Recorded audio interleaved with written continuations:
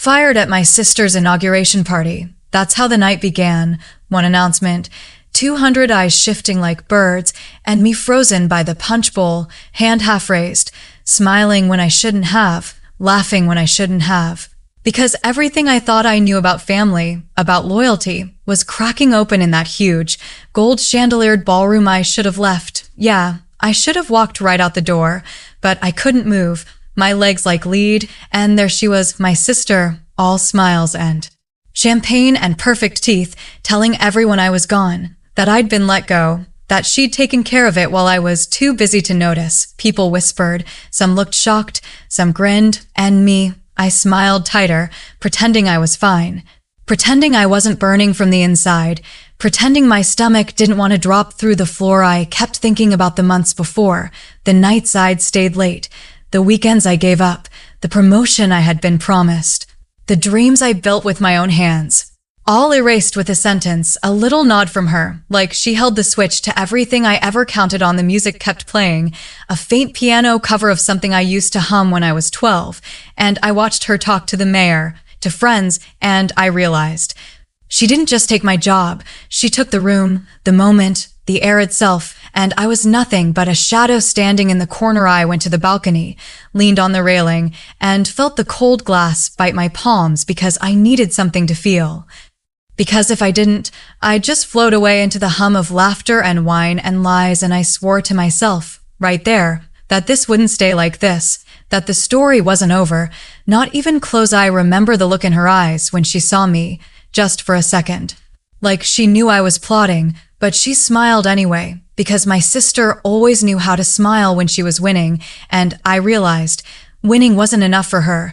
She had to erase me completely. I slipped down the stairwell, past the caterers, past the champagne flutes, past the people clapping for her, and out the service door because the air outside tasted like promise and fury, and I felt it coil around my chest, ready to spring. I didn't have a plan. Not yet. Just the certainty that one day, everything she built tonight, everything she thought she stole, would be mine in a way she couldn't take back. Weeks later, I walked back into that office, not through the front door. No, I had keys now, and the security cameras didn't recognize me because I had changed my name on the system, and the people who laughed at me, the ones who had whispered, had no idea who I was anymore. I started small. Emails, reports, little things no one noticed, until I noticed her panic the first time the budget was wrong. The first time her assistants missed a meeting she didn't even know about, and it was delicious, like tasting something you'd imagined for months. Then came the real twist, the part where she never saw me coming. I invited the investors to a team-building dinner, and she showed up, dressed in pearls and power, thinking she had the night, thinking she was untouchable, and I watched her crumble as one by one, people she trusted laughed at her, ignored her, and I realized the real power wasn't in the job. The real power was in the quiet chaos I could make, the small cracks no one expected. I didn't scream. I didn't confront her in front of anyone. I didn't even need to because she knew, and that knowledge ate her from the inside, while I sat back, letting her flounder, letting her flinch every time the phone rang, every time someone asked a question she couldn't answer. I'd walk past her office, watching her on Zoom calls, and I could see her mask slipping, the tight jaw, the sharp inhale. And I knew that I had become the ghost in her life, the one she couldn't fire, couldn't fight, the one who had the power without touching anything. It wasn't revenge in the way people imagine. No fire, no shouting, just the slow, certain knowledge that I was untouchable and she wasn't. And every tiny victory, every misstep she made, felt like mine, like reclaiming months of stolen time, months of erased existence. The night of the investor dinner ended quietly, her alone at a corner table, checking her phone, watching everyone else laugh without her, and I left before the dessert came, because letting her sit in that silence was the sweetest ending I could give myself. Months later, the office smelled like coffee and fake flowers.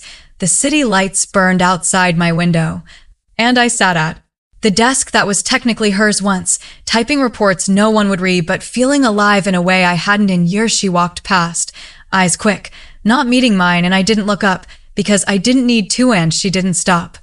Because she knew there was nothing left to say, nothing left to fight for, The air between us had settled into a quiet, heavy silence. I thought about the night she fired me, and I felt something strange, not triumph, not even bitterness, just the memory of pain. The kind that leaves scars that don't scream but whisper, soft and persistent. I finished my coffee, stood, and looked out the window at the street below, at the people walking, laughing, unaware, and I realized that was enough. Just the knowing. Just the quiet presence of someone who had survived. And maybe that was the only revenge worth having. The office lights flickered. I turned off my screen, walked out, and didn't look back. Not once.